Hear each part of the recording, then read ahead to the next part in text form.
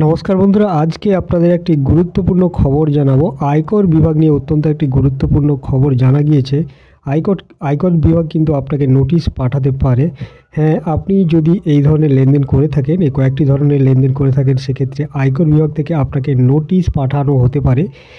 কোন কোন ধরনের লেনদেন করলে এই আয়কর নোটিশ পাবেন, আজকে আপনাদের সেই বিষয়টাই জানাবো। তার আগে আপনারা যারা আমাদের এই ছোট্ট চ্যানেলে নতুন রয়েছেন, তারা অবশ্যই আমাদের চ্যানেলটিকে সাবস্ক্রাইব করে বেল আইকনটিকে অন করে রেখে দিন। 10 লক্ষ টাকা কিংবা তার বেশি টাকা যদি আপনি এফডি করে থাকেন, সেক্ষেত্রে আপনাকে আয়কর বিভাগ থেকে নোটিশ পাঠানো হতে পারে। এই অর্থাৎ এই 10 লক্ষ টাকা আপনি সাথে একবারেই জমা করুন কিংবা ধাপে ধাপে আপনি এফডি করুন, সর্বক্ষেত্রেই কিন্তু আপনাকে আয়কর বিভাগ থেকে নোটিশ পাঠানো হতে পারে। এরপর রয়েছে ব্যাঙ্ক অ্যাকাউন্টে বড় অঙ্কের ক্যাশ জমা করলে সিবিডিটির নিয়ম অনুযায়ী যদি আপনি একটি আর্থিক বছরে কোনো ব্যাংক বা সমবায় ব্যাংকে 10 লক্ষ টাকা বা তার বেশি নগদ জমা করে থাকেন, তাহলে ব্যাংকে এই তথ্য আয়কর বিভাগকে জানাতে হয়। তবে এই নিয়ম সঞ্চয়ী ও চলতি অ্যাকাউন্ট অর্থাৎ সেভিং অ্যাকাউন্ট ও কারেন্ট অ্যাকাউন্টের জন্য প্রযোজ্য, টাইম ডিপোজিটের ক্ষেত্রে নয়। যদি আপনি নির্ধারিত সীমার বেশি ক্যাশ জমা করেন, তবে আয়কর বিভাগ আপনার কাছে অর্থের উৎস জানতে চাওয়ার জন্য নোটিশ পাঠাতে পারে। এরপর রয়েছে সম্পত্তির লেনদেন। যদি কোনো ব্যক্তি 30 লক্ষ টাকা বা তার বেশি মূল্যের সম্পত্তি কেনেন বা বিক্রি করেন, তাহলে সম্পত্তি রেজিস্ট্রার অফিসারকে এই লেনদেনের তথ্য আয়কর বিভাগে জানাতে হয়।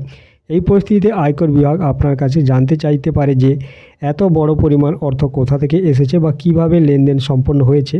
এই ধরনের লেনদেনের ক্ষেত্রে বিভাগ বিভিন্ন প্রশ্নও করতে পারে। এছাড়াও রয়েছে শেয়ার, মিউচুয়াল ফান্ড, ডিবেঞ্চার এবং বন্ডে বড় ধরনের বিনিয়োগ। যদি আপনি শেয়ার বাজার, মিউচুয়াল ফান্ড, ডিবেঞ্চার বা কোনো বড় বন্ডে 10 লক্ষ টাকা বা তার বেশি বিনিয়োগ করেন, তাহলে সংশ্লিষ্ট কোম্পানি বা সংস্থা এই তথ্য আয়কর বিভাগকে জানায়।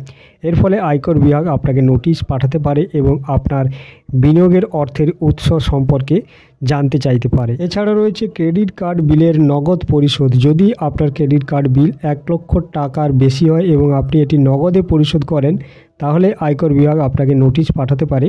এছাড়া যদি কোনো ব্যক্তি 1 বছরে 10 লক্ষ টাকা বা তার বেশি ক্রেডিট কার্ড বিল নগদে পরিশোধ করেন, তাহলে তাকে এই অর্থের উৎস সম্পর্কে আয়কর বিভাগ ব্যাখ্যা চাইতে পারে। এরপর রয়েছে বড় অঙ্কের নগদ লেনদেনের উপর অসঙ্গতি। যদি বড় ধরনের অঙ্ক লেনদেন হয় এবং অসঙ্গতি থাকে, যদি আপনি অন্য কোনো বড় ক্যাশ লেনদেনের ব্যবসায়ীরা যে এরকম করে থাকে সাথে জড়িত হয়ে থাকেন, তবে সেটির আয়কর বিভাগের নজরে আসতে পারে। বিভাগ আপনাকে নগদ লেনদেনের উৎস এবং উদ্দেশ্য সম্পর্কে বিস্তারিত নোটিশ পাঠিয়ে জানতে পারে। এই লেনদেনগুলোর ক্ষেত্রে সতর্ক থাকুন। এই ধরনের লেনদেন থেকে আপনারা সতর্ক থাকুন। যাই হোক, এই ছিল একটা গুরুত্বপূর্ণ খবর এবং নোটিশ সম্পর্কে ভিডিও। ভালো লাগলে লাইক করে অন্যদের সাথেও শেয়ার করে দেবেন।